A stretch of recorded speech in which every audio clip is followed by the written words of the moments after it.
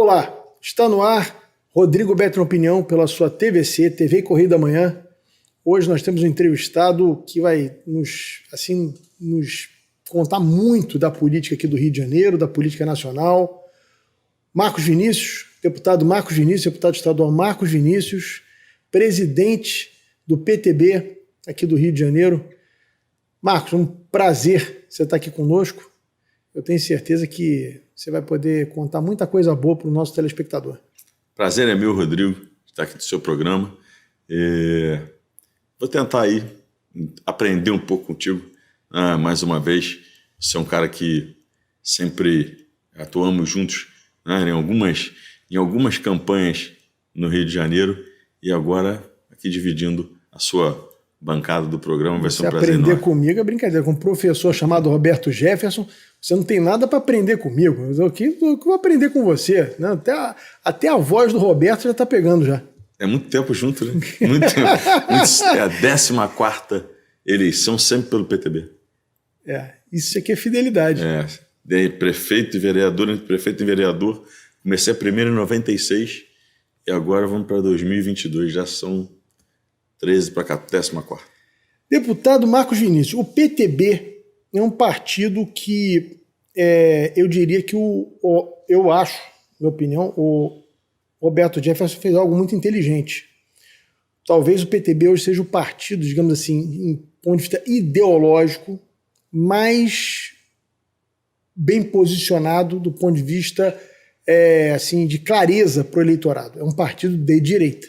É um partido hoje posicionado à direita, buscando justamente o eleitorado de direita. Né? A maioria dos partidos no Sul é uma coisa, no Nordeste é outra, um está com Lula, o outro está com Bolsonaro, o outro está com não sei quem. O PTB é um partido, desse ponto de vista, muito orgânico. Né? Talvez só os partidos de esquerda tenham tanta organicidade quanto o PTB do ponto de vista ideológico. Você acha que o PTB é mais Bolsonaro do que o próprio PL? Rodrigo, essa é uma pergunta que começou com chave de ouro. Eu penso que na direita, com estatuto organizado, escrito, discutido dentro da Executiva Nacional, no Brasil só tem o PTB. Nenhum dos outros partidos que se dizem de direita ou bolsonaristas tem escrito, desenhado, foi motivo de muitas brigas dentro da executiva do partido, o que tem o PTB. Nós temos todo aquele pensamento da direita mundialmente. Nós começamos a mudar desde 2012. Desde 2012, 2014, começamos a escrever dentro do PTB desde 2012. E terminamos no ano passado, na convenção do final de 2019, foi a convenção que ela aprovou o Estatuto do PTB como é hoje. Contra o aborto, a favor da vida, contra as drogas, com o movimento cristão com voz dentro do partido, uma coisa bem, bem planejada e escrita a 6 mãos. E hoje eu ouso dizer também que o PTB é mais bolsonarista do que o próprio PL. Porque se você pegar, nós temos no nosso estatuto proibido coligação com partidos de esquerda que participaram do Foro de São Paulo. Nenhum outro partido tem isso no Brasil. O PTB não pode, em hipótese nenhuma. E alguns partidos só passando pela Executiva Nacional. Então, se você for olhar no Brasil inteiro, não existe partido assim. Eu acho que, organicamente, o PTB é o único partido de direita no Brasil, assim, e estatutariamente. Bom, vocês aqui no Rio, vocês abrigaram, digamos assim, bolsonaristas de primeiro costado, bolsonaristas raiz, né? No caso da Alana Passos está no PTB, o Daniel Silveira está no PTB. Rodrigo Amorim está no PTB. Enfim, tem outros, né? Tem outros nomes. Bastantes nomes bolsonaristas no PTB. O PTB realmente virou uma casa bolsonarista, né? Virou uma casa bolsonarista não só no Rio, mas no Brasil inteiro, nos 27 estados da federação. As pessoas que se identificam mais com essa pauta nossa conservadora migraram para o PTB e muitas delas não quiseram ir para o PL, nem para os outros partidos, mas basicamente o PL. que é o partido do presidente, ficou pesado. Sim. Né? Na gíria da política ficou inchado, e essa é uma verdade, né? E o PTB abrigou muita gente Brasil afora. Isso vai fazer com que o partido cresça nas eleições. A expectativa de vocês é fazer uma bancada federal, imagino, maior do que tem hoje, né? Nós fizemos uma bancada com 10, né, na última eleição, e a minha conta modesta é dobrar. Dobrar mais um pouco, mas pé no chão é dobrar, e eu penso que nós vamos conseguir fazer isso bem, aumentar. E assim, Rodrigo, a Executiva Nacional fez um planejamento para 22, 24, 26, um planejamento a médio e longo prazo. Nós trabalhamos assim desde o ano passado. Eu acho que vai ser um caminho. A gente no Brasil, você falar em partidos com, assim, digamos, um viés ideológico mais definido, com 30 partidos que nós temos no Brasil, com representação no Congresso, sei lá, 30, 28, nem sei mais quantos tem, é um negócio completamente absurdo, né? Com essas fusões, federações, enfim, as cláusulas de barreira que vão se impondo aos partidos que, digamos, os partidos nanicos, eu acho que a tendência é os partidos cada vez terem mais clareza ideológica para os seus eleitores. Acho que nesse ponto, acho que o PTB saiu na frente. Nós saímos na frente, Rodrigo, e eu tenho algumas coisas são convicções minhas. Esse número de partidos não existe. São partidos que ficaram nanicos, partidos que não têm nenhum viés ideológico com nada. Então o cara vai no Amapá ou no Acre, ele vai com a esquerda, no Sul ele vai com a direita. Não dá. O eleitor, ele polarizou, e é uma realidade que o Brasil vai viver nos próximos anos. E nós saímos na frente, né? E eu ainda vou mais longe. Eu ainda penso que o modelo eleitoral brasileiro precisa ser mexido. Esse avanço, né, para a eleição de 22, que foi em 22, eu ainda penso que nós precisamos fazer o modelo do distritão misto, com os 46 mais votados no Rio para federal, os 70 mais votados para estadual, e nas cidades assim também para vereador. Então eu acho que nós, nesse ponto, conseguimos puxar um pouquinho na frente, saímos na frente de verdade na questão de definição do eleitorado. O Brasil é um país conservador. Sim. A verdade é que a maioria do brasileiro ele se declara conservador. Sim. Então, nos costumes, com certeza. Nos costumes, com certeza. Então, eu acho que nós saímos na frente e vamos colher essa ousadia, vamos dizer assim, no pleito de 22. Eu não tenho a menor dúvida disso. Eu acho que essa clareza de identidade vai facilitar o eleitor aos poucos, conforme vai diminuindo o número de partidos. Você vai buscando, por exemplo, partidos que eu chamo aquela verdadeira água de salsicha. Você não é de esquerda, não é de direita, você é um pouquinho de tudo. Eu acho que esses partidos vão definhar. Por exemplo, o MDB e o PSDB nessa eleição, eu acho que eles vão perder muita densidade. Muitas cadeiras no Congresso Nacional. É um pensamento que nós temos também, até através de pesquisas que fizemos. E o candidato que não se posicionar, ele vai ficar no limbo, e o eleitor tende a escolher ou é o viés da esquerda ou da direita. É o que nós pensamos dentro do PTB. Eu tenho perguntado aos nossos convidados que vêm aqui um pouco sobre essa questão. Você tocou assim, en passant, na questão do sistema eleitoral. Eu não sei qual é a sua opinião, mas o sistema eleitoral foi feito de uma forma para garantir a sobrevivência dos partidos. E a impressão que eu tenho é que esse sistema ele impede a renovação e a formação de quadros. Porque a lógica dos partidos hoje é fazer bancadas de deputado federal. Essa é a lógica, tudo é trabalhado nesse sentido. Todos os partidos. Todos os partidos. Então, você lançar um candidato a governador, um candidato a prefeito, significa muitas vezes você trazer um peso, né, até do ponto de vista do fundo eleitoral que você vai ter que gastar, em que você vai reduzir a possibilidade de eleger mais deputados federais, até um senador que, no caso, também conta para tempo de televisão e fundo eleitoral. E eu acho que o que acontece é o seguinte: time que não joga acaba não tendo torcida. Né? Então, o que acontece é que muitas vezes os partidos acabam abrindo mão de lançar novas lideranças, pessoas que pudessem aí, de alguma forma,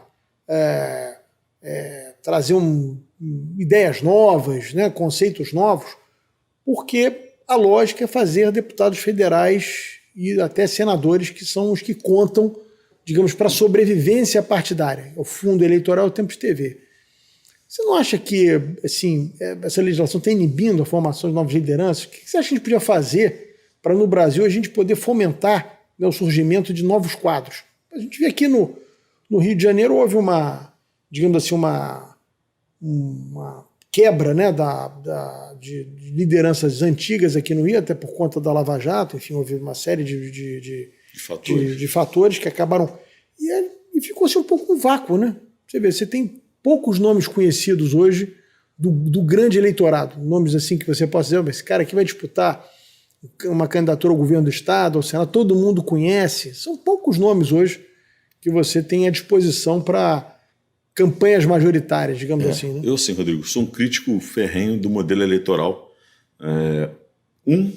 Sou completamente contrário ao financiamento público de campanha. Também. Eu acho que um país que não consegue dar educação, saúde e segurança ao seu povo não pode financiar a eleição. Mas foi um modelo que foi criado. Né? Então nós temos que evoluir. Isso é o que eu penso.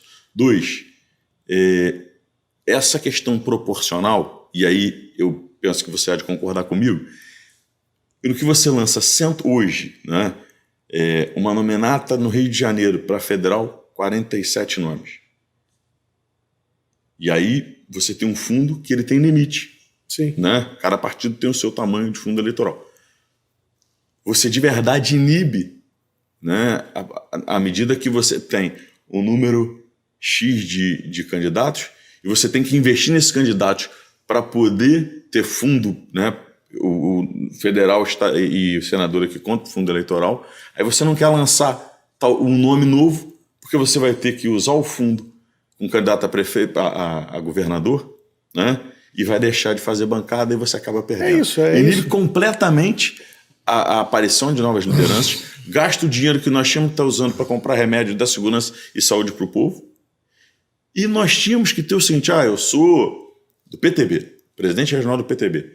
Eu tenho 5 candidatos com chance de ganhar a eleição. Mas eu tenho o Rodrigo Betlin, que é um grande candidato ao governo do Estado. Eu vou lançar esses 5 e o Rodrigo.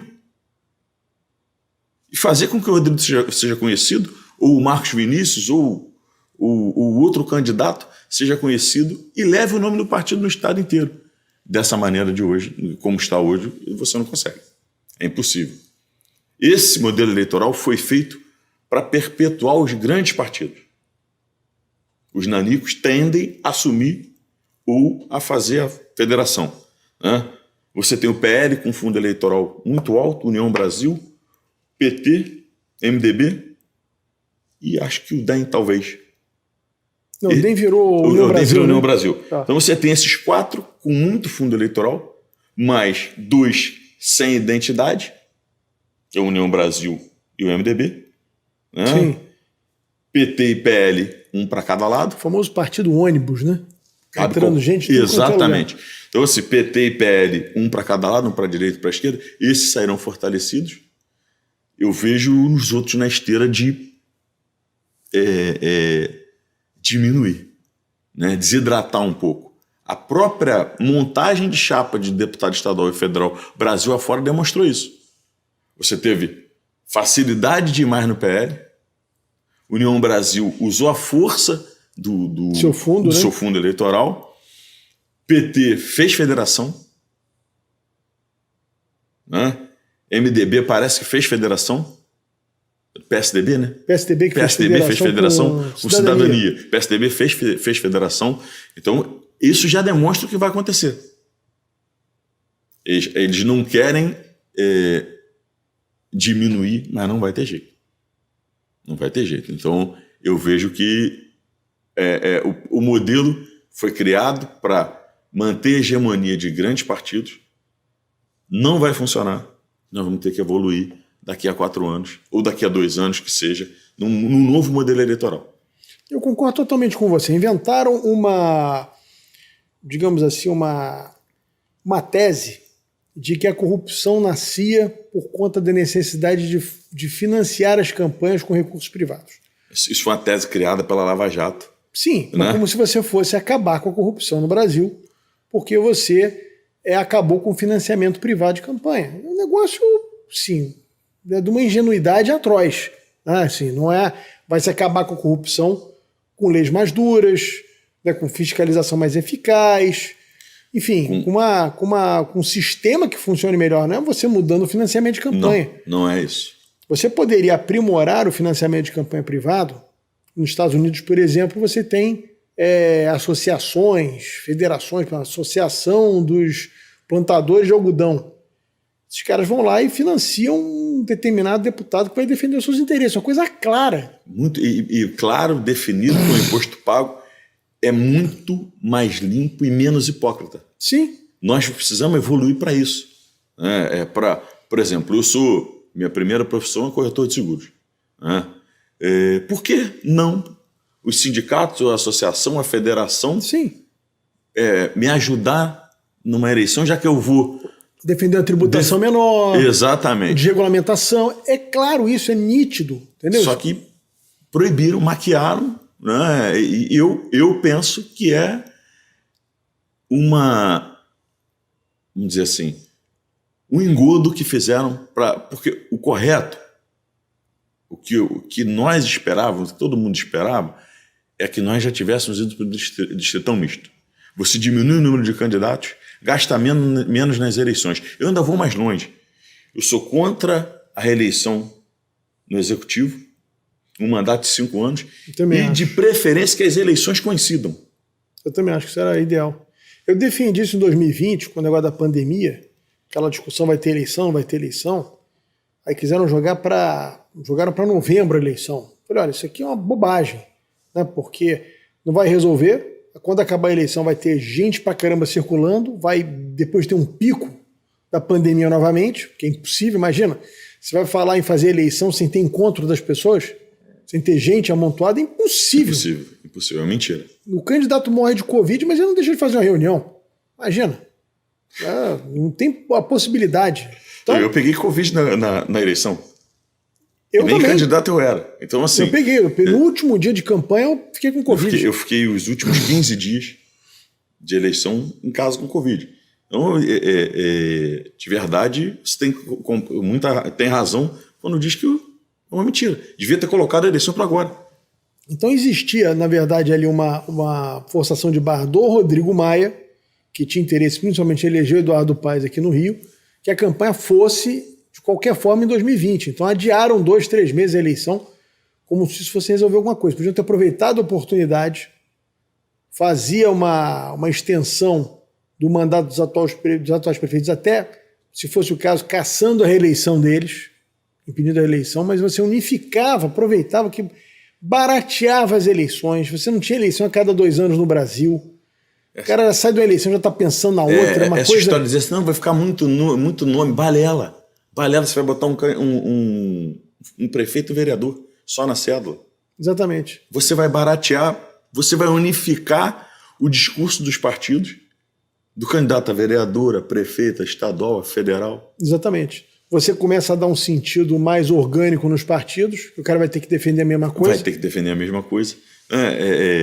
O prefeito que se apoia hoje, daqui a pouco o cara está em outro partido, porque o cara não é obrigado a ter fidelidade partidária. Eleitoral, ele não tem obrigação nenhuma, é a conveniência eleitoral e é uma bandeira que eu penso que nós vamos ter que evoluir.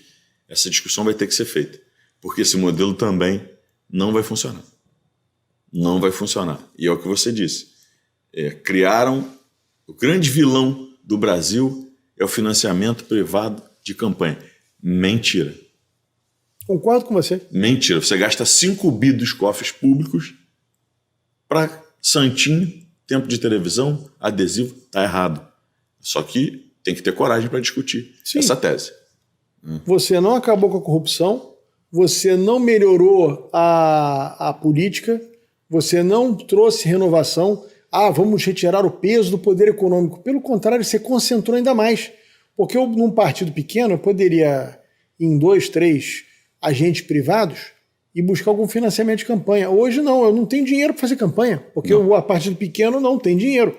Um partido com viés às vezes mais ideológico, um partido pequeno, não consegue prosperar porque não tem recurso. Não, Vê União Brasil com 1 bilhão de fundo, como é que você vai contrapor? O PRTB, por exemplo, tem 3 milhões. 3 milhões. Exatamente. União Brasil tem 1 bi, PRTB 3 milhões. Como é que o PRTB vai fazer campanha? Então, é uma mentira.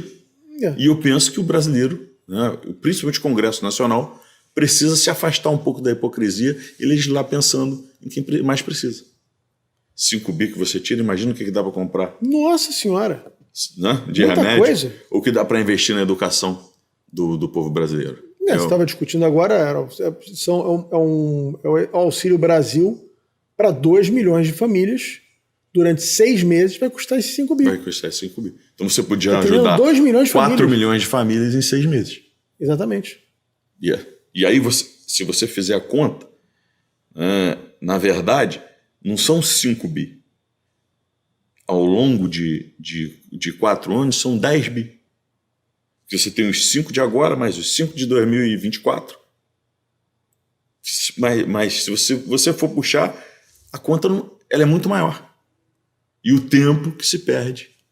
Eu acho que um mandato de 5 anos era suficiente para o Executivo. Também acho. Acho 4 pouco. Porque se a gente pensar na lógica dos governos, eu já fui secretário de algumas gestões, a lógica do governo é primeiro ano você trabalha com o orçamento da gestão passada.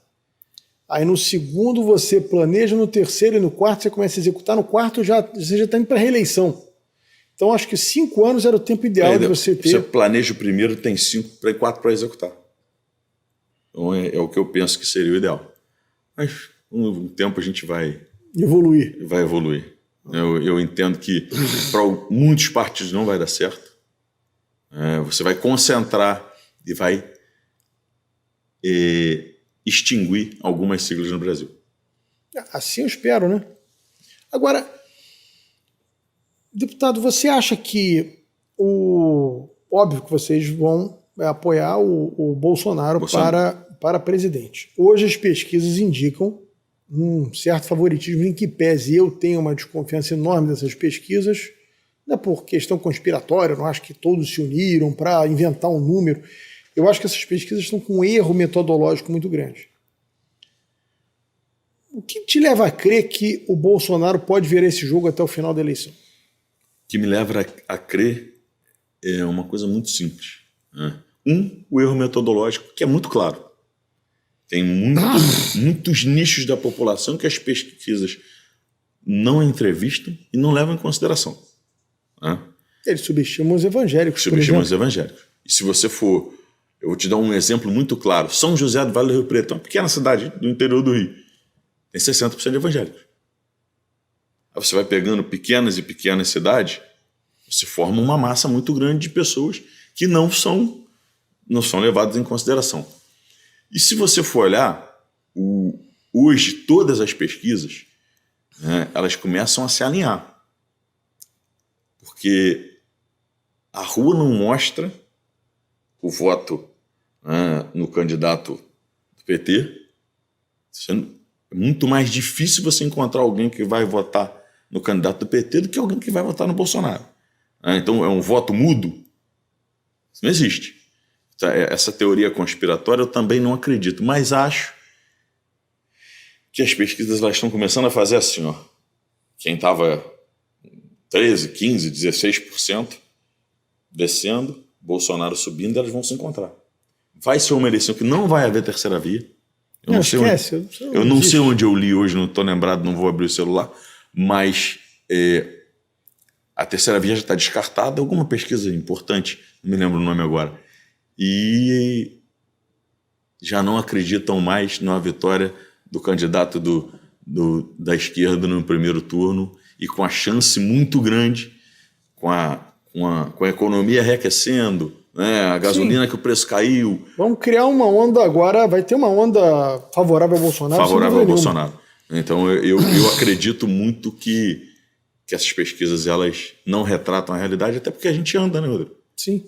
A gente anda, tá sempre na rua e vê e sente que, como eu disse, o brasileiro é conservador nos costumes, e o brasileiro no interior, então, eu não estou dizendo na capital, no Rio, né, porque eu tenho um trabalho muito mais forte no interior do estado. No interior, então, é lavada. Meu papel aqui cabe fazer análise, né? Eu evito ser torcedor nesses momentos. Eu acho que você tem um eleitor mais pobre que ele não está na internet, ele não está no Twitter, ele não está no Instagram. Esse eleitor mais pobre, ele de certa forma tem uma certa memória de um passado em que ele vivia melhor que ele vive hoje. É óbvio que você tem uma circunstância hoje em que dos 4 anos de governo do Bolsonaro, ele conviveu um ano, 2019, digamos assim, sem nada. E a partir daí foi pandemia. Quando a pandemia começou a melhorar, todo mundo vacinado, enfim, a pandemia virando uma endemia, né, virando uma rotina na vida das pessoas, estoura uma guerra na Ucrânia com a Rússia, isso aumenta o preço dos combustíveis, né, do petróleo, gera inflação no mundo violenta, somado ao problema da pandemia que já tinha desarticulado a cadeia produtiva no mundo. Enfim, o Bolsonaro passou por um processo muito complicado. Ele e todo mundo que estava governando nesse período.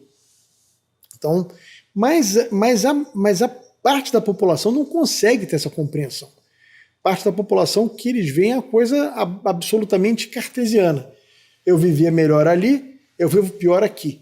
Eu acho que talvez esse pensamento seja o que hoje dá alguma margem nessa população mais pobre ao candidato Lula.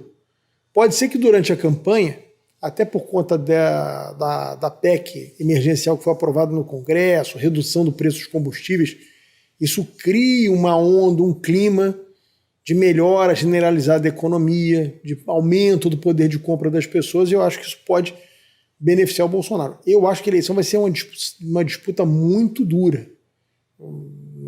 Nunca achei que ia ser moleza nem para um lado nem para o outro. E essa coisa de terceira via realmente é apenas uma vontade de uma bolha da imprensa de alguns pensadores que não conseguem entender a lógica da política. Não conseguem entender a lógica da política. Você poderia ter um terceiro candidato que se propusesse ou ocupar o espaço da esquerda ou o espaço da direita. Agora, o famoso candidato água de salsicha, que não quer ser nem direita nem esquerda, não quer ser nada, quer ser todo mundo e não quer ser nada, esse cara não vai chegar a lugar nenhum. Não vai chegar a lugar nenhum. Eu concordo com você quando você diz que nós teremos uma eleição dura, uma eleição muito acirrada, onde você tem... O Ciro Gomes vai ter lá os seus 7%, 10%, não tenho dúvida que ele vai passar por aí. A Simone Tebet vai ter um eleitorado, né, se ela levar a candidatura, então se você bota aí 15%, 16%, é uma eleição de 2 turnos. E nós teremos uma eleição, mesmo no segundo turno, uma eleição bem dura.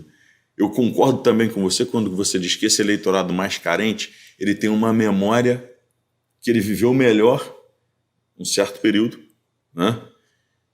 Que agora ele não vive tão bem. Mas também esse mesmo eleitorado, ele que vai ser beneficiado pelos programas do governo e pela gasolina cair, é um eleitorado que tende a decidir mais próximo da eleição.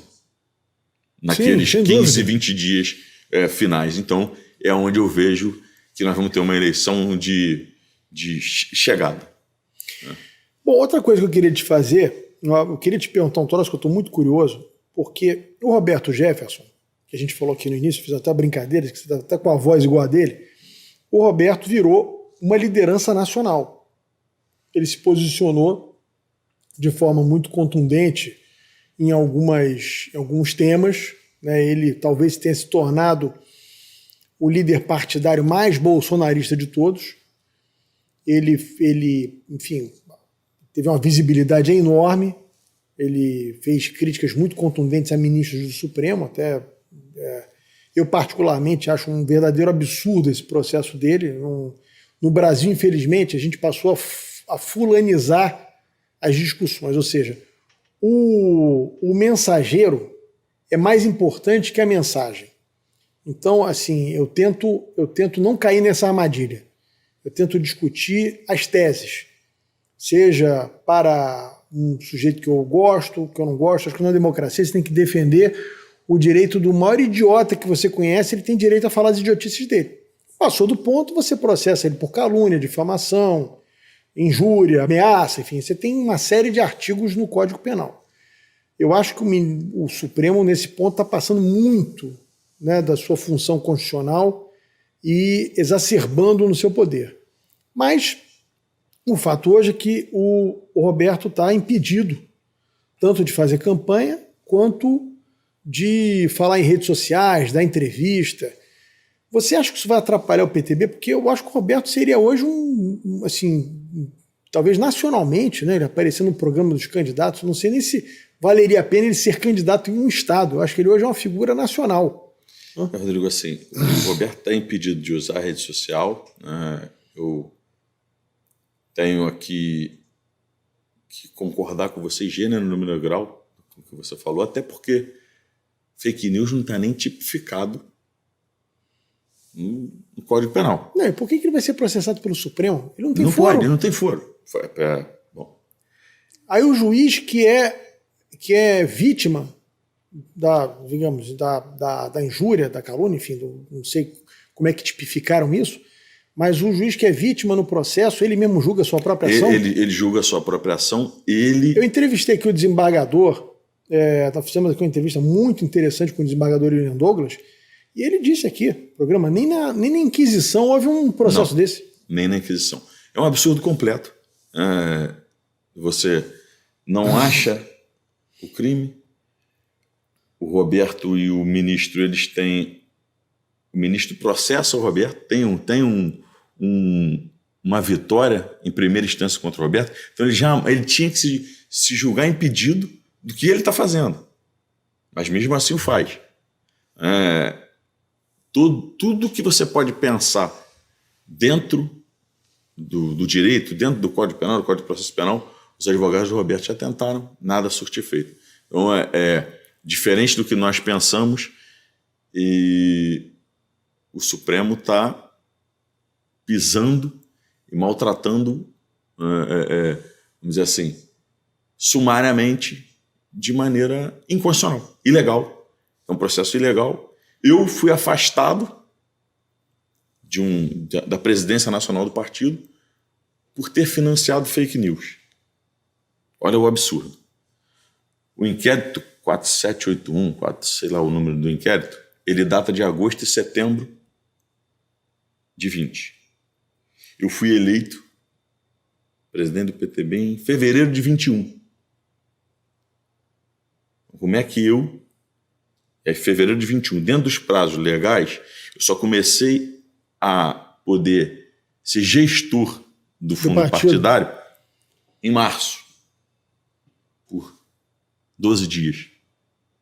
Eu não sequer paguei uma conta que eu criei. Como é que eu financei alguma coisa? Então são absurdos que estão acontecendo no Brasil e que não tem como a gente fugir dessa discussão também. Mas as pessoas se calam a isso. Eu tenho muitos amigos em partidos de esquerda, deputados. Eu tenho, graças a Deus, eu fiz amizade em todos os... Eu tento não misturar. Né? A gente tem opiniões, às vezes diversas, mas você busca respeitar a opinião contrária e por isso você não vai deixar de ter um amigo porque ele tem uma opinião contrária à sua. Eu digo a esses meus amigos de partidos de esquerda, vocês estão batendo palma para essas maluquices, amanhã a vítima vai ser vocês. Não pensem em vocês que quando batiam palmas lá atrás que os nazistas tiravam os judeus, fechavam suas lojas, que eram tidos como os algozes da Alemanha, né, que eram ambiciosos, que eram isso, que eram aquilo, foram eleitos pelo nazismo como os grandes, digamos assim, os grandes vilões da Alemanha, tinha gente que se calou em relação a isso. Depois deu o que deu.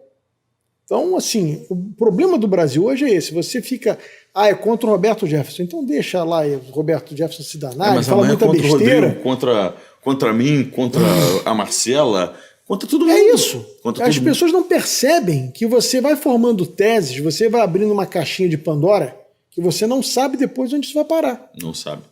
E de verdade, Rodrigo, eu penso que vai atrapalhar bem o PTB.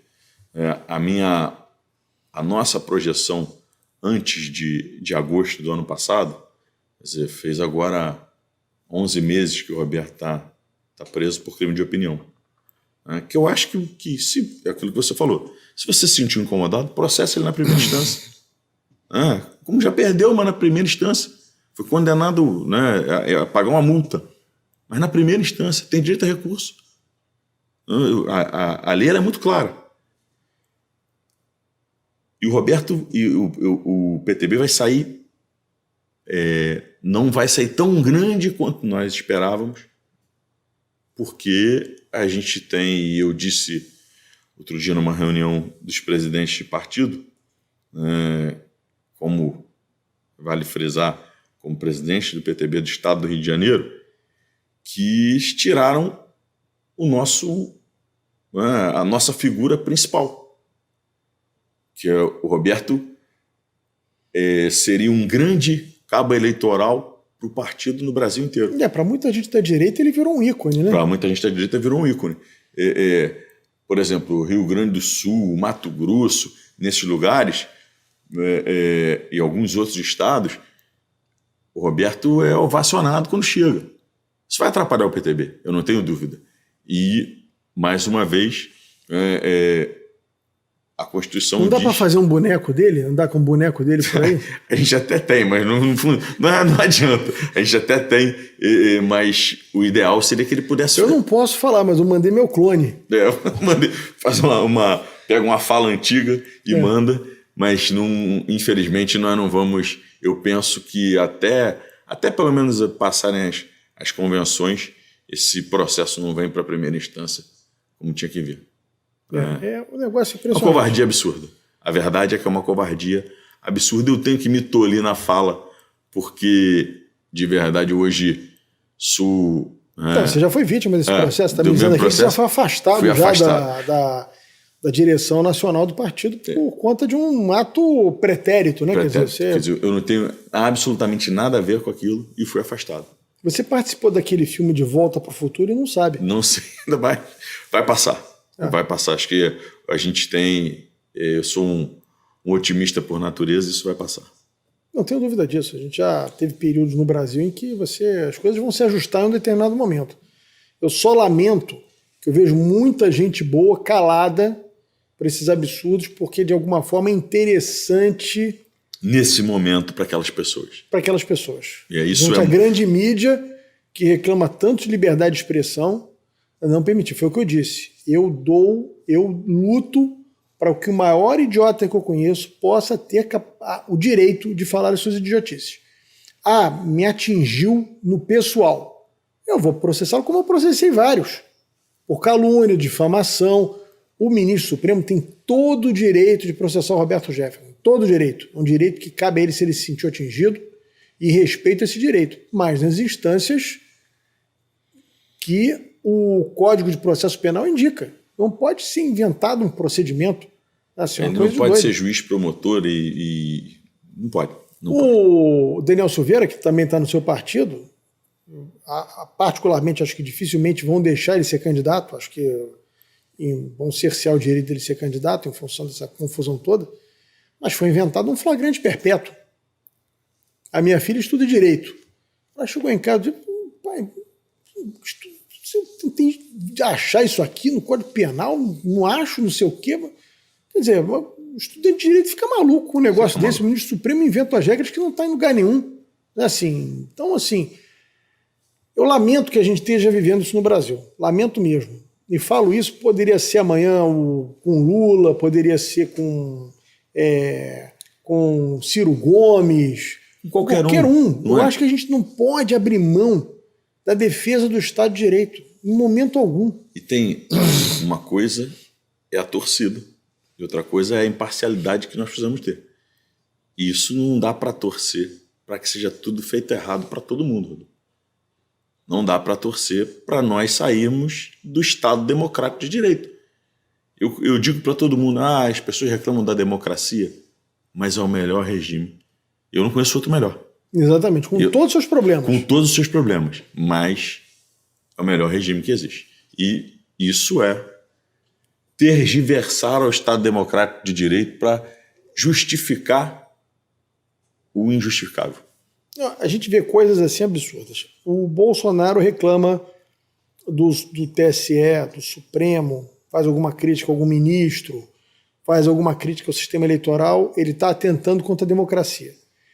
Aí o ministro do Supremo, que não é eleito, ou seja, ele não tem um mandato popular justamente para se expressar, inclusive existe a lei orgânica da magistratura que deixa claro que nenhum juiz pode exercer função partidária, ter opinião política, que deve se manifestar nos autos. Tem ministro supremo que vai para o exterior falar mal do chefe do Poder Executivo, dar palestra falando mal, falando em golpe, falando não sei o quê. E todo mundo achou normal isso. Você conhece algum ministro da Suprema Corte americana? Ninguém. Alguém dá entrevista? Alguém Não, vem aqui existe. no Brasil dar palestra? Ninguém conhece aqueles velhinhos de lá. Ninguém conhece. Só no Brasil é que virou moda. Então, assim, Eu arrisco a dizer a você que hoje a maioria da população brasileira conhece o nome dos 11 ministros do Supremo e não conhece os 11 titulares da seleção brasileira.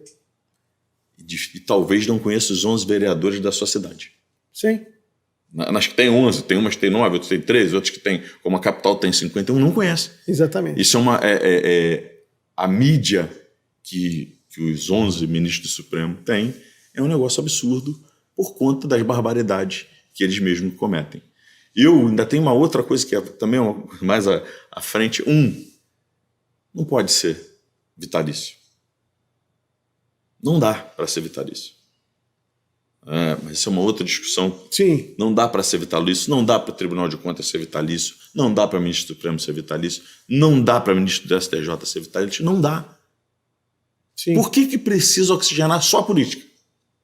Porque só na política as ideias têm que mudar. Porque imagina, o cara entra com 40 anos num Tribunal de Contas, como tem casos aí. Ele se aposenta com 75 compulsoriamente. Ele vai ficar 35 anos exercendo o mesmo cargo. 35 anos. Eu sou contra, e também é uma coisa, é uma evolução que nós vamos ter que pensar e discutir, mas não dá, Rodrigo. Não tem a menor condição. Nós precisamos, primeiro, uma idade mínima, né, um tempo de profissão, e algumas regras, mais regras precisam ser criadas, e um mandato de, 8 anos, como senador da República, eu acho que é factível. Com Sim. direito a não se reeleger, voltar na próxima recondução, lista, a não recondução e voltar. Não sei, mas alguma coisa tem que ser feita. Porque você toma qualquer atitude e você destrói, às vezes, a vida das pessoas. Outra coisa, o ministro Supremo tinha que ser um juiz de carreira. Não dá para ser um advogado, um cara que, enfim, um escritório famoso de advocacia. Eu acho que tinha que ser um juiz de carreira. Como no STJ é. O STJ você é uma lista de desembargadores que são. Exatamente. O Supremo não podia fugir a isso. Não dá para ser um cara que é um advogado. Que é primo do amigo do meu irmão, não dá. Não dá. Tem que ser um juiz de carreira. Tudo bem, o presidente escolhe um cara com viés, digamos assim, de pensamento ideológico, um pouco parecido, um pouco similar. A gente no direito tem diversas correntes, mas tem que ser um cara que tenha passado pela magistratura. Tem que ser um cara que tenha passado pela magistratura e não por causa do cara ficar 35 anos ali. Bom, voltando um pouquinho à política. Aqui no estado do Rio de Janeiro, o PTB está na coligação do governador Cláudio Castro, não é isso? A nossa matiz e o viés é apoiar. Desde o ano passado, nós tínhamos uma decisão de apoiar o governador que fosse governador, apoiado pelo Bolsonaro, né? Então eu digo e repito que eu não voto no PL, eu voto no Bolsonaro e, se Deus quiser, na convenção vamos decidir por apoiar o Cláudio Castro. E senador, como é que vocês vão se posicionar? Senador, vamos ter um candidato independente. Vamos lutar até o último minuto para registrar a candidatura do Daniel Silveira. Tem plano B ou é plano A? Plano A. Plano A. Plano B eu vou deixa em off, mas esse é o plano A. Coringa na manga. Deixa o Coringa na manga. Mas a nossa ideia é essa. A nossa ideia é lançar o Daniel e continuar assim, carregando as bandeiras que o partido vem esposando no último ano e meio. A Clarissa Garotinho se lançou agora, né? Candidata ao Senado, provavelmente vai querer entrar. Ela tem sido uma deputada bolsonarista também. Imagino que ela vai querer entrar por esse viés vertente mais à direita, né? É. Eu entendo que vai ser uma eleição bem animada, Rodrigo. Vai ser e o voto de senador também é o último voto, em geral, que o eleitor escolhe, né? Quer dizer, um voto assim que ele vem no rastro do governador, do presidente, muitas vezes, né, dos seus deputados que vão, enfim, indicando o candidato ao Senado. É um cargo tão importante, né? É uma pena até que o eleitor escolha dessa forma, assim, tão, assim, meio aleatória, né? É verdade, é verdade. Nós precisávamos, assim, Rodrigo, da tua época, né? Precisávamos voltar com organização social e política brasileira para as escolas, para que a gente possa ensinar as pessoas a importância da Câmara, né, do Senado Federal. O SPB. O SPB. O que do meu tempo? Do seu também, do né? Nosso. Ah, sim. Só eu que sou velho aqui, pô. Não tô cabelo mais branco que você, também, pô. Né? Do nosso. Não, eu ainda tô com cabelo. O meu tá branco, mas tá aqui. Me perderam ao longo do tempo. Deputado, a sua base política é a região serrana, né? Petrópolis, enfim. Petrópolis, Areal, Trejis, Paraíba do Sul, São José do Vale do Rio Preto, Sumidouro, Sapucaia, Partido Alferes, Miguel Pereira, dali que... E você viveu muito essa tragédia de Petrópolis, né? A TVC é um canal que basicamente trata dos assuntos da região serrana, né? A transmissão da TVC é toda para aquela região. Você já tinha visto algo igual, destruição igual? Rodrigo, eu moro em Petrópolis desde 1982. Mudei para lá com 10 anos, 39 anos em Petrópolis. Eu passei pela tragédia de 2008, pela tragédia de 2011, já como parlamentar, fiz parte da CPI da tragédia da região serrana. Hoje faço parte da comissão especial. Em 2008 foi só em Petrópolis, mas não foi desse tamanho. Em 2011 você teve Petrópolis, Friburgo, Teresópolis, Sumidouro, Bom Jardim, várias cidades foram atingidas. Mas num lugar só, daquele jeito, nunca vi. Nunca vi ali. Eu estava em Brasília, pousando em Brasília quando a tragédia começou, voltei no outro dia no primeiro voo. E devastador. Assim, são cenas que a gente nunca mais vai esquecer. E essas catástrofes, elas tendem a diminuir o tempo delas. Então, nós precisamos propositivamente preparar a cidade. Essa é a pergunta que eu ia te fazer. Eu acompanhei que você foi muito ativo nessa recuperação da cidade. Você esteve com o governador Cláudio Castro várias vezes lá em Petrópolis. Eu vi você acompanhando muito as ações do Estado. Óbvio que o Estado tem que entrar naquele momento e primeiro preservar as vidas e limpar os rios, tirar o entulho, quer dizer, fazer uma ação para tentar voltar minimamente ao normal a cidade. Mas eu acho que tem que, é o que você disse, pensar um pouco a médio e longo prazo. Né? Como é que você faz para evitar que essas coisas aconteçam novamente? Em que pese contra a natureza é muito difícil você brigar. Né? Mas uma chuva daquele tamanho, em qualquer lugar do mundo, ela vai causar estrago. Uma chuva da proporção que foi a chuva, né? ela vai causar um estrago. Mas aonde caiu, deu no que deu. E eu me recordo que em 2011, quando nós dizíamos, quando você falava da catástrofe, né, que aquele cúmulos nimbus só aconteceria novamente dentro de 300 e 500 anos, né, os estudiosos, isso foi em 2011, estamos em 22, 11 anos depois. Aquela caiu entre Teresópolis, Friburgo e Petrópolis, em cima da montanha, e aconteceu o que aconteceu. Essa caiu só no Alto da Serra, só no Morro da Oficina. E a devastação foi gigantesca. Nós precisamos, de verdade, de planos de contingência e mudar um pouco, né, a mentalidade do governante que ficou para trás lá na década de 80. Né? Essas ocupações irregulares, né, cara, isso não é um negócio, cara. A gente, enquanto continua essa demagogia de permitir que as pessoas construam de qualquer jeito, mas coitado, é um pobrezinho, não sei o quê, deixa ele construir, aí uma tragédia dessa. Aí depois a culpa como é que recupera a vida? Também é dos governantes, você não recupera a vida. Nós, em 2011, eu me lembro que proibimos instalação de luz, gás, em TV a cabo, em locais de risco, beira de rio. Mas aí acaba que as pessoas fazem vista grossa, a concessionária também faz, e às vezes uma liminar, as pessoas conseguem construir. Enquanto esse plano ele não for de todos, do executivo, do legislativo, do judiciário, nós vamos continuar passando por problemas como esse. E aí nós temos que, de verdade, é o que eu penso lá na comissão especial que nós montamos na Assembleia, para acompanhar os investimentos, mas ser propositivo, tentar trazer soluções a médio e longo prazo para retirar as pessoas das áreas, né, de risco e entregar de verdade moradia. Nós temos um déficit gigantesco de moradias no estado do Rio de Janeiro e os próximos governos vão ter que dar conta vamos dizer, desse realinhamento da questão habitacional. Você não acha que, talvez, eu acho que nem falte lei para isso, em que pese você é pré-candidato a deputado federal, acho que até seria um projeto interessante de você batalhar, mas eu acho que falta mesmo a fiscalização. Talvez não fosse o caso do Ministério Público ser mais assim incisivo. Eles perturbam tanto os governantes com tanta bobagem. Não seria talvez o caso do Ministério Público ser mais duro com os prefeitos que permitem ocupações irregulares?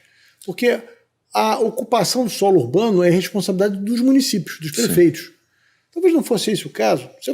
Eu acho que não é a única solução, mas eu acho que isso já seria o início, né? Normalmente, né, o judiciário ele é leniente com as pessoas que ocupam áreas de risco.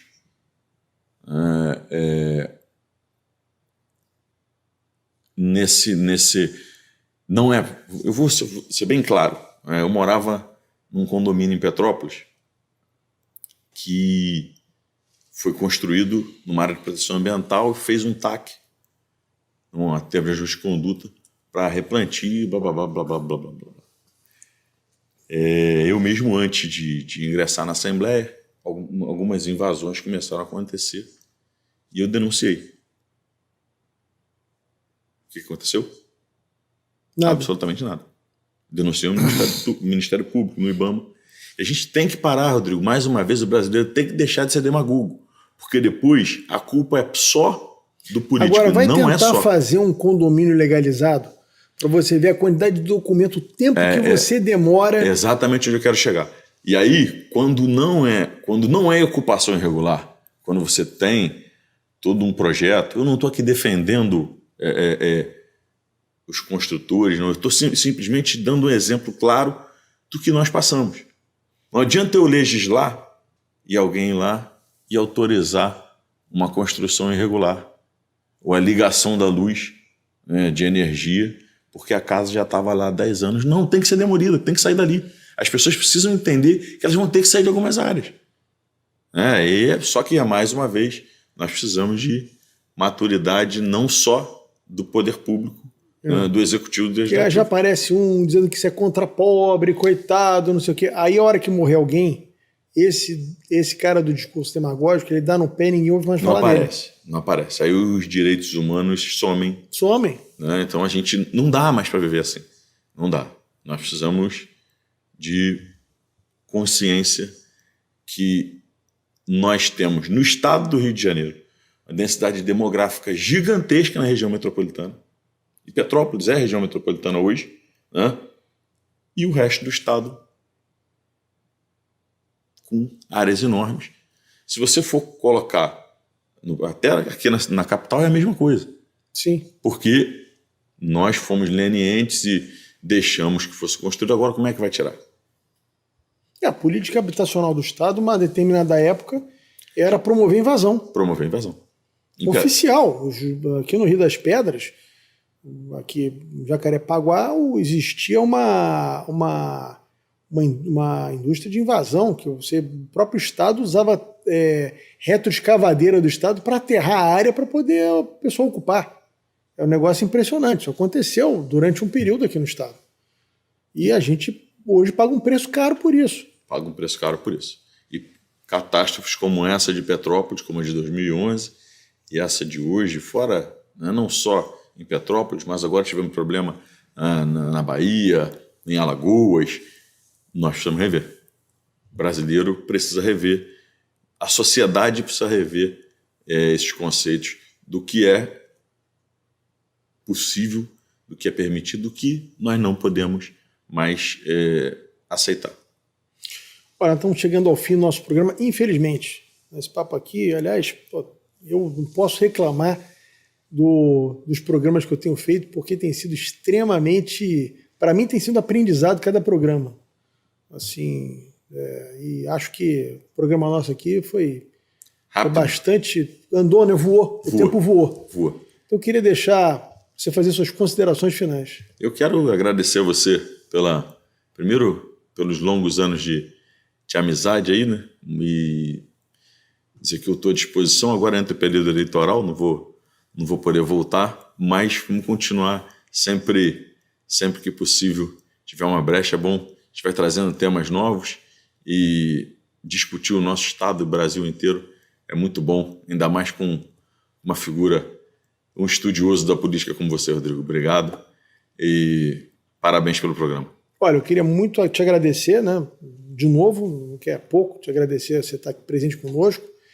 Queria muito agradecer a você que nos assistiu aqui esse tempo todo. Espero que tenha sido muito produtivo e tenha sido o conteúdo nosso tenha sido assim bastante satisfatório para todos vocês que nos assistiram durante essa quase uma hora aqui de programa. E semana que vem tem mais. Muito obrigado.